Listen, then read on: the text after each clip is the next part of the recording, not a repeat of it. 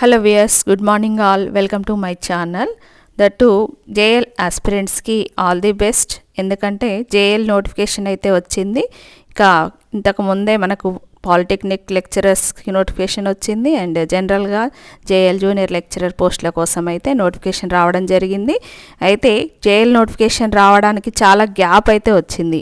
Last 2008లో conduct చేయడం జరిగింది. ఆ 2008లో సక్సెస్ సాధించిన వాళ్ళల్లో నేను మొదటి దాన్ని అని చెప్పుకోవచ్చు. నా సబ్జెక్ట్లో 5th జోన్లో నేను మొదటి దాన్ని అని చెప్పుకోవడానికి గర్వంగా ఫీల్ అవుతున్నాను. అయితే నా యొక్క ప్రిపరేషన్ మీకు కొంత ఉపయోగపడాలని, నా యొక్క ఎక్స్పీరియన్స్ని మీతో షేర్ చేసుకోవాలని ఈ వీడియో.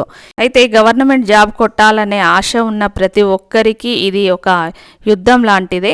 ఎందుకంటే అన్ని నోటిఫికేషన్స్ ఒకేసారి వస్తున్నాయి. గ్రూప్స్కి ప్రిపేర్ అవుదాం అనుకున్న వాళ్ళకి, ఇంకా ప్రొఫెషనల్గా ఎడ్యుకేషన్ ఫీల్డ్లో వెళ్దాం అనుకునే వాళ్ళకైతే బోలెడ్ నోటిఫికేషన్స్ అయితే ఉన్నాయి.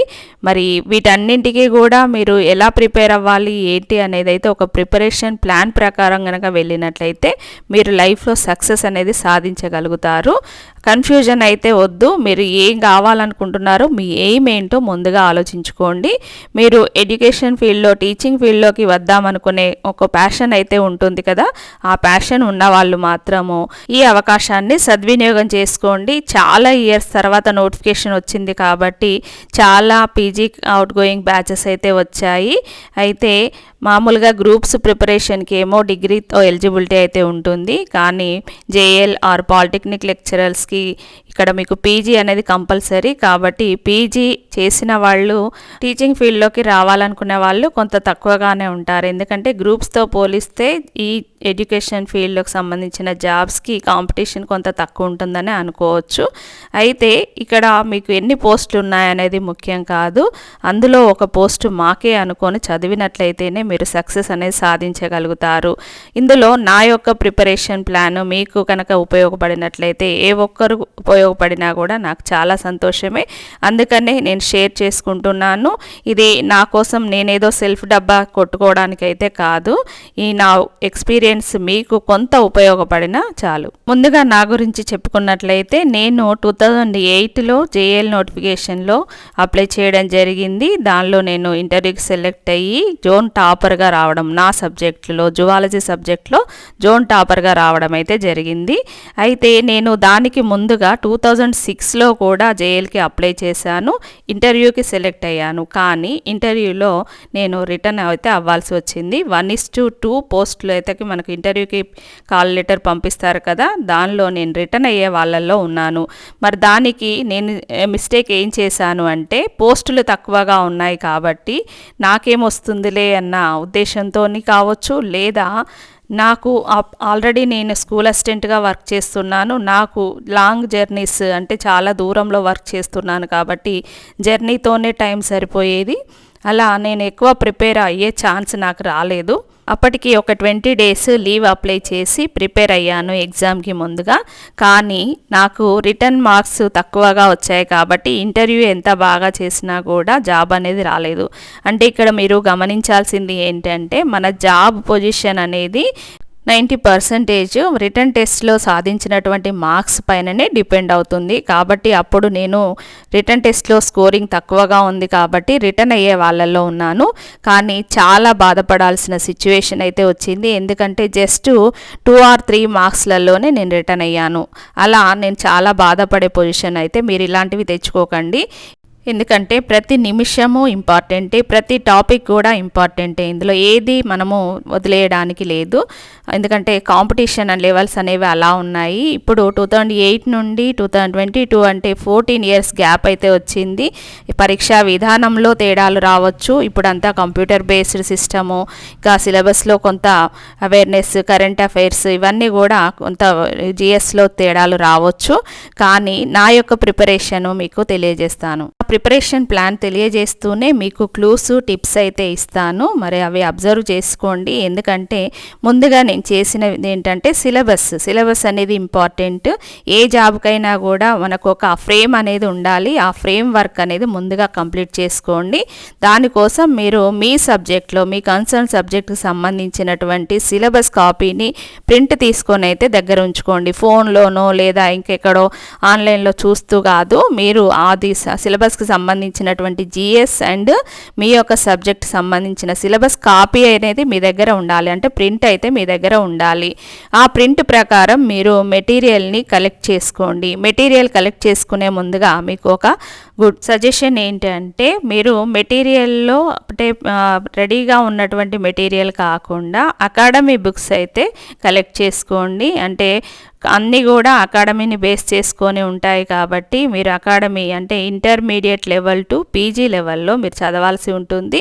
ఇంటర్మీడియట్కి సంబంధించినటువంటి అకాడమీ బుక్స్, డిగ్రీకి సంబంధించిన అకాడమీ బుక్స్, మరి పీజీ లెవెల్లో మీకు బుక్స్ అయితే ఏం దొరకవు, మెటీరియల్ అయితే కలెక్ట్ చేసుకోండి. మరి మీ యొక్క సబ్జెక్టు టాపిక్స్కి అనుగుణంగా అది inter level to PG level అంటే మీరు బేసిక్స్ నుండి డెప్త్ లెవెల్కి అయితే వెళ్ళాల్సి ఉంటుంది. కాబట్టి మీరు నా యొక్క సబ్జెక్ట్లో నేను ఎలా ప్రిపేర్ అయ్యాను అంటే ఏదైనా ఒక టాపిక్ సబ్జెక్ట్లో ఒక టాపిక్ తీసుకున్నాం కదా, ఆ టాపిక్ని intermediate level and degree level PG level వరకు చదవడం జరిగింది. ఒక్కొక్క టాపిక్ని ఈ విధంగా మనం చదువుతూ వెళ్ళాలి. దాన్ని బ్రేక్ చేయకుండా అంటే మధ్యలో టాపిక్స్ చేంజ్ చేయకుండా ఒక టాపిక్ తీసుకున్నారంటే దాన్ని కంప్లీట్గా ఇంటర్మీడియట్, డిగ్రీ అండ్ పీజీ లెవెల్కి చదివిన తర్వాతనే వదిలిపెట్టాలి. అయితే అలా చదివిన తర్వాత థియరిటికల్ పార్ట్ అంతా చదివేస్తాం కదా, మరి మనకి ఎంతవరకు గుర్తుంది అనే విషయాన్ని ప్రూవ్ చేసుకోవడం కోసం ప్రాక్టీస్ అయితే చేయాలి. ఇలా ప్రాక్టీస్ చేయడం వల్ల మనకు కొంత ఇంట్రెస్ట్ అనేది క్రియేట్ అవుతుంది అండ్ మనము ఎంతవరకు నేర్చుకున్నాము అనేది కూడా తెలిసిపోతుంది. కాబట్టి ప్రాక్టీస్ కోసం మాత్రం మీరు బయట దొరికే మెటీరియల్ని తీసుకోండి. ఎందుకంటే దానిలో మీకు నంబర్ ఆఫ్ క్వశ్చన్స్ అయితే మల్టిపుల్ చాయిస్ క్వశ్చన్స్ బిట్స్ రూపంలో ఇవ్వడం జరుగుతుంది. కాబట్టి మీకు చెప్పేది ఏంటంటే మీరు డైరెక్ట్గా మెటీరియల్ ఫాలో అవ్వకండి. ఎందుకంటే బిట్స్ రూపంగా చదివితే మీకు క్వశ్చన్ ఆన్సరింగ్ చేయడం అనేది కష్టం అవుతుంది. అంటే ఒక గ్రిప్ అనేది ఉండదు. కాబట్టి సబ్జెక్ట్ మీద గ్రిప్ సాధించడం కోసం థియరిటికల్ పార్ట్ అయితే ఖచ్చితంగా మీరు అకాడమీ బుక్స్ ఫాలో అవ్వండి. అకాడమీ బుక్స్ ఫాలో అయ్యేటప్పుడు మీరు ఒక పెన్సిల్ అనేది దగ్గర పెట్టుకోండి. మీరు ఆ టాపిక్ చదివేటప్పుడు మీకు ఏదైతే ఇంపార్టెంట్ పాయింట్ అనిపిస్తుందో దాని కింద అండర్లైన్ చేసుకోండి. ఇలా అండర్లైన్ చేసుకోవడం వల్ల మెమరీ అనేది మీకు పెరుగుతుంది. అంతేకాకుండా నెక్స్ట్ టైం రివిజన్ చేసేటప్పుడు ఆ అండర్లైన్ చేసినవి మాత్రమే చదువుకుంటూ వెళ్ళొచ్చు. అంటే రివిజన్ టైంలో మీకు టైం సేవ్ అయితే అవుతుంది. కొంతమంది ప్రిపరేషన్ కోసం కోచింగ్ సెంటర్లని ఇంకా టైం వేస్ట్ చేస్తూ ఉంటారు. కోచింగ్ సెంటర్లకి వెళ్ళొద్దని అనట్లేదు, కానీ దానివల్ల ఇప్పుడు మీకు టైం అనేది యూటిలైజ్ చేసుకోవడం అనేది తగ్గుతుంది. అంటే వెళ్ళడం రావడం అక్కడ కొంత టైం వేస్ట్ అవ్వడం అనేది జరుగుతుంది.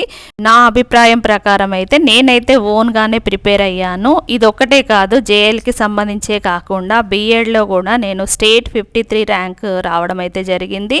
అదేవిధంగా పిహెచ్డి ఎంట్రన్స్లో కూడా నేను కేయూ క్యాంపస్లో నా సబ్జెక్ట్లో ఫస్ట్ ర్యాంక్ సాధించడం అయితే అయ్యింది.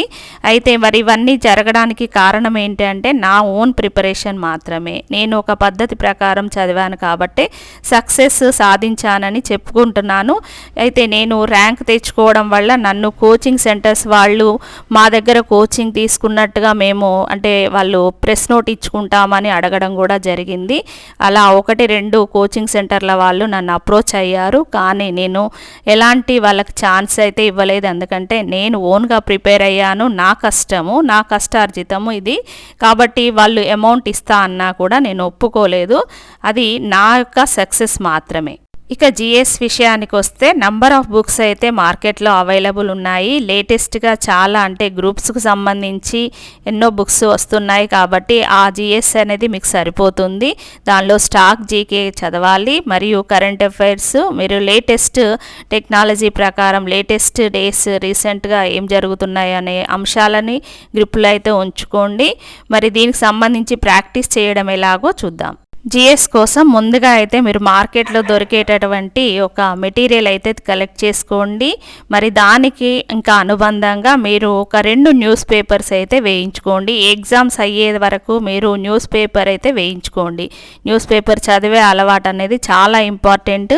ఎందుకంటే డే టు డే మీకు న్యూస్ పేపర్స్లలో దానికి సంబంధించినటువంటి మెటీరియల్ ఇవ్వడం జరుగుతుంది. కొన్ని క్విజ్ టైప్ క్వశ్చన్స్ కూడా, మల్టిపుల్ చాయిస్ క్వశ్చన్స్ కూడా ఇవ్వడం టాపిక్ వైజ్ అయితే జరుగుతుంది. కాబట్టి ఏ రోజు న్యూస్ పేపర్, ఇక్కడ మీకు ఏ న్యూస్ పేపర్ అనేది మీకు నేను ఖచ్చితంగా చెప్పను. ఎందుకంటే మీరు అది సెర్చ్ చేసుకొని తీసుకోండి. నేనైతే అప్పుడు ఈనాడు, సాక్షి 2 పేపర్లు అయితే ఫాలో అవ్వడం జరిగింది. దానిలో మీకు జాగ్రఫీకి సంబంధించి కానీ, పాలిటిక్స్ సంబంధించి, ఎకనామిక్స్ సంబంధించి ఈ విధంగా మీకు జిఎస్లలో ఇండియన్ జాగ్రఫీ ఉంటుంది, వరల్డ్ జాగ్రఫీ ఉంటుంది, ఇంకా తెలంగాణ జాగ్రఫీ ఉంటుంది. ఈ విధంగా ప్రతిదీ కూడా మనకు తెలంగాణ స్టేట్ టు వరల్డ్ వైడ్గా మీకు క్వశ్చన్స్ అయితే ఉంటాయి. కాబట్టి ఏ రోజు ఇప్పుడు ఫర్ ఎగ్జాంపుల్ జాగ్రఫీకి సంబంధించినటువంటి మెటీరియల్ వచ్చిందనుకోండి న్యూస్ పేపర్లో, దాన్ని పక్కకు తీసి పెట్టుకోండి. జాగ్రఫీకి సంబంధించిన అన్ని బిట్స్ కూడా ఒక దగ్గర పిన్ చేసి పెట్టేసుకోండి, ఒక బుక్లెట్ లాగా తయారు చేసుకోండి. పాలిటిక్స్ సంబంధించిన బిట్స్ కూడా అలాగే మీరు పాలిటీ పేపర్ రాగానే దాన్ని తీసి ఒక బుక్లెట్ లాగా అన్ని ఒకవైపు పెట్టేసుకోండి. అంటే పేపర్లో వచ్చినటువంటి బిట్స్ ప్రాక్టీస్ చేయడమే కాకుండా ఆ బిట్స్ ఉన్నటువంటి పేజీని మీరు కలెక్ట్ చేసి ఒక దగ్గర, అంటే మీరు సబ్జెక్ట్ వైజ్గా, అంటే టాపిక్ వైజ్గా ఒక బుక్లెట్ లాగా అయితే చేసుకోండి. ఇది ఎందుకంటే మీరు ఒకసారి దాన్ని ప్రాక్టీస్ చేస్తారు, వదిలేస్తారు, మళ్ళీ రివిజన్ టైంలో మీరు అన్నీ వెతుక్కోవాల్సి వస్తుంది. కాబట్టి అవన్నీ కూడా ఒక దగ్గర ఉన్నట్లయితే మీకు రివిజన్ చేసేటప్పుడు చాలా ఈజీగా ఉంటుంది. అయితే ఇక్కడ రివిజన్ అనేది చాలా ఇంపార్టెంట్. ఎందుకంటే ఇక్కడ నేను ఫస్ట్ టైం చేసిన మిస్టేక్లో మీకు చెప్తున్నాను. ఫస్ట్ టైం నాకు చాలా తక్కువ టైం ఉండడం వల్ల నేను ఓన్లీ 1 టైం మాత్రమే చదువుకోవడం జరిగింది. అంతా సిలబస్ కవర్ చేయలేకపోయాను. మళ్ళీ దాన్ని రివిజన్ చేసే టైం అనేది నాకు దొరకలేదు. కాబట్టి నేను ఫెయిల్ అయ్యాను అని అనుకుంటున్నాను. నెక్స్ట్ సెకండ్ టైం నేను చేసిన పనుల్లో ముందుగా సిలబస్ని కంప్లీట్ చేసుకొని, అంటే ఉన్న టైంకి ముందుగానే కంప్లీట్ చేసుకొని రివిజన్ కోసం టైం కేటాయించుకోవడం. ఇప్పుడు మీకు ఎగ్జామ్స్ జూన్ ఆర్ జూలైలో కండక్ట్ చేయబడతాయని నోటిఫికేషన్లో ఇవ్వడం జరిగింది. అంటే మీకు చాలా టైం అయితే ఉంది, దాదాపుగా 6 మంత్స్ టైం అయితే ఉంది. దానిలో మీరు కంప్లీట్గా ఒక 2 మంత్స్ సిలబస్ కోసం అయితే కేటాయించండి. అంటే మీరు ఒకసారి చదవడానికి, ఇంకా అడిషనల్గా చదవడానికి ఎప్పుడు కూడా టైం ఉండేలాగా చూసుకోండి. మార్కెట్లో అవి ఇవి బుక్స్ దొరుకుతున్నాయని మీరు ఏమి టెన్షన్ పడాల్సిన అవసరం లేదు. ఏదో ఒక మెటీరియల్ని ఫాలో అవ్వండి. అది ముందుగా మీరు సెర్చ్ చేసుకొని తీసుకోండి. ఎందుకంటే మీరు ఒకటి చదువుతున్నారు, మీ ఫ్రెండ్ ఇంకొకటి వేరే బుక్ తీసుకున్నారు అనేసి అలా మళ్ళీ మీరు చేంజ్ చేస్తూ అయితే వెళ్ళొద్దు. ఏదైనా మెటీరియల్ ఒకేలాగా ఉంటుంది, కాకపోతే మీ యొక్క ప్రిపరేషన్ మీదనే డిపెండ్ అవుతుంది. మెటీరియల్ ఏదనేది కాదు, మీరు మీ యొక్క ప్రిపరేషన్ గట్టిగా ఉన్నట్లయితేనే మీరు జాబ్ సాధించగలుగుతారు. కాబట్టి అది గుర్తించండి. ఇంకొకటి నేను చెప్పేది ఏంటంటే, మీ ఫ్రెండ్స్ కానీ ఇంకా మీకు ఏమైనా సర్కిల్లో మీ ప్రిపరేషన్లో సేమ్ ప్రిపరేషన్లో ఉన్నట్లయితే కలిసి కంబైన్డ్ స్టడీ అయితే చేయండి. అప్పుడప్పుడు డిస్కషన్ అనేది చాలా ఇంపార్టెంట్. డిస్కస్ చేస్తే విషయాలు ఎక్కువగా గుర్తుంటాయి. ఇంకా వాళ్ళకి తెలిసిన విషయాలు, మీరు ఒక టాపిక్ గురించి, వాళ్ళు చదివిన టాపిక్ గురించి ఇలా కంబైన్డ్ స్టడీ చేయడం వల్ల ఎక్కువ విషయాలు తెలుసుకోవడం అయితే జరుగుతుంది. ఇలాంటి ఛాన్స్ ఉన్న వాళ్ళు మాత్రం వదిలిపెట్టకండి. నెక్స్ట్ ఇంకా మీరు చేయాల్సిన పని ఏంటి అంటే, పేపర్ 1 జిఎస్, పేపర్ 2 మీ సబ్జెక్ట్ ఉంటుంది కదా. జిఎస్ అనేది చాలా ఇంపార్టెంట్. సబ్జెక్ట్లో అందరూ స్కోర్ చేస్తారు, ఎందుకంటే సబ్జెక్ట్ వాళ్ళది కాబట్టి. సబ్జెక్ట్లో ఈచ్ క్వశ్చన్ క్యారీస్ 2 మార్క్స్, అంటే 150 క్వశ్చన్స్ ఉంటాయి. 2 మార్క్స్ అంటే 300 మార్క్స్ అయితే కేటాయించబడ్డాయి. మరి సబ్జెక్ట్లో అందరూ స్కోర్ చేస్తారు, మరి జిఎస్లో స్కోర్ చేసే దాన్ని బట్టే మీరు మీ యొక్క ర్యాంక్ అనేది డిపెండ్ అవుతుంది. కాబట్టి జిఎస్ని మాత్రం తక్కువ అంచనా వేయకండి, ఎందుకంటే అది ఒక సముద్రం లాంటిది. ఎంత చదివినా కూడా ఎక్కడి నుండి వస్తుందో అనేది తెలియదు క్వశ్చన్. కాబట్టి టైం వేస్ట్ చేయకుండా ఒక తపస్సు లాగా అయితే మీరు ప్రిపరేషన్ సాగించాలి. ఎందుకంటే ఈ టైంలో మీరు గనక మీ యొక్క సరదాలకి గనక టైం కేటాయించినట్లయితే లైఫ్లో ఒక మంచి ఫ్యూచర్ని అయితే కోల్పోతారు. ఒకసారి గవర్నమెంట్ జాబ్ కొట్టారంటే మీ లైఫ్ అనేది టర్న్ అవుతుంది. కాబట్టి మంచి డిసిషన్ అయితే తీసుకోండి. డైలీ లైఫ్లో మనకి ఎన్నో వ్యాపకాలు ఉంటాయి, ఆ వ్యాపకాలన్నింటినీ పక్కన పెట్టండి. మీ యొక్క లైఫ్ కోసం ఇప్పుడు గనక కరెక్ట్ డిసిషన్ డెసిషన్ తీసుకోకపోతే తర్వాత బాధపడాల్సిన పరిస్థితి వస్తుంది. టైం అనేది మళ్ళీ తిరిగి రాదనే విషయాన్ని గుర్తుంచుకోండి. ఈ అవకాశాలు సద్వినియోగం చేసుకోండి. ఓకే అండి, అందరికీ ఆల్ ది బెస్ట్. మీరు ఒక ప్రిపరేషన్ ప్లాన్లో భాగంగా ఈరోజే ఇప్పుడే స్టార్ట్ చేయండి. ఇంకా వాయిదాలు వేయకండి. ఎప్పుడు కూడా వాయిదాలు వేసే గుణం అనేది మంచిది కాదు. ఎందుకంటే ప్రతి నిమిషం కూడా ఇంపార్టెంటే అనే విషయాన్ని గుర్తుంచుకోండి. ఎందుకంటే మీరు ఒక్క నిమిషం ఒక హాఫ్ మార్క్ వెనక్కిపోయినా కూడా మీ ర్యాంక్ ఎక్కడికో పోతుంది. మీకు వచ్చే జాబ్ ఇంకొకరికి వెళ్ళిపోయే ఛాన్స్ ఉంది. కాబట్టి ఇది మీరు టైం వేస్ట్ చేయాల్సిన సమయం అయితే కాదు. టైంని పూర్తిగా యూటిలైజ్ అయితే చేసుకోండి. ఇంకా మీకు మోటివేషన్ అనేది అవసరం లేదు. సెల్ఫ్ మోటివేషన్ అనేది ఉండాలి. ఎప్పటికప్పుడు చదవడం ఒక బాధ అనుకొని చదవకండి. ఇంట్రెస్ట్గా చదివినట్లయితే ఇక మీరు టాపిక్ చదివి బిట్స్ ప్రాక్టీస్ చేసే టైంలో మనకు అన్ని చేయగలిగితే ఎంత హ్యాపీగా ఉంటుందో అది అనుభవిస్తూ మీరు బిట్స్ అయితే ప్రాక్టీస్ చేయండి. అంతేగాని చదివేదో బాధ అన్న లెవెల్లో అయితే చదువుకోకండి. నేను మ్యారేజ్ అయ్యాక చిన్నతనంలోనే అంటే 10th తర్వాత మ్యారేజ్ అయిన తర్వాతనే నేను ఇవన్నీ సాధించాను. అయితే నేను ఎన్నో కష్టాలు, నాకున్నటువంటి ఫ్యామిలీ ప్రాబ్లమ్స్ను బేర్ చేస్తూ నేను చదువుకున్నాను. మరి నాకు ఆ చదువు విలువ అనేది తెలుసు కాబట్టి ఎవరికైనా ఉపయోగపడుతుందన్న ఉద్దేశం కొద్దే నేను ఈ వీడియో చేస్తున్నాను. సబ్జెక్ట్ పరంగా మీకు ఇంకా ఎన్ని ఇన్ఫర్మేషన్ కావలిస్తే కామెంట్స్ రూపంలో తెలియజేయండి. నాకు సాధ్యమైనంత వరకు మీకు నాకు సబ్జెక్టుని షేర్ చేస్తాను.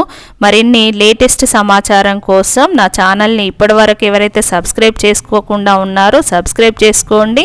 మరియు ఛానల్కి టచ్లో ఉండండి. ఇంకా నోటిఫికేషన్స్, లేటెస్ట్ ఇన్ఫర్మేషన్ అనేది నా ఛానల్లో మీరు పొందుతారు. Thank you for watching and all the best students. అందరూ బాగుండాలి, అందరం మనం బాగుండాలి, అందులో మనం ఉండాలి అని కోరుకునేటటువంటి తత్వం నాది. కాబట్టి ఒక టీచింగ్ ఫీల్డ్లో ఉన్నవాళ్ళు మాత్రమే తన స్టూడెంట్స్ మంచి ఫీల్డ్లో ఉండాలని కోరుకుంటూ ఉంటారు. కాబట్టి ఆ జిజ్ఞాసను గమనించండి. మిమ్మల్ని మీరు మోటివేట్ చేసుకుంటూ ముందుకు సాగండి. ఎప్పుడూ మీ వెంట ఒకరు ఉండరు మోటివేషన్ అందించడానికి. కాబట్టి ఎప్పుడు కూడా సెల్ఫ్ మోటివేషన్ అనేది ఇంపార్టెంట్. ఎన్ని కష్టాలు వచ్చినా మీ గమ్యం గురి తప్పని లక్ష్యంగా మారాలంటే ఎప్పుడూ అలర్ట్గా ఉండాల్సిందే. ప్రతి నిమిషం కూడా అలర్ట్గా ఉన్నవాళ్ళు మాత్రమే లైఫ్లో సక్సెస్ అయితే అవుతారు.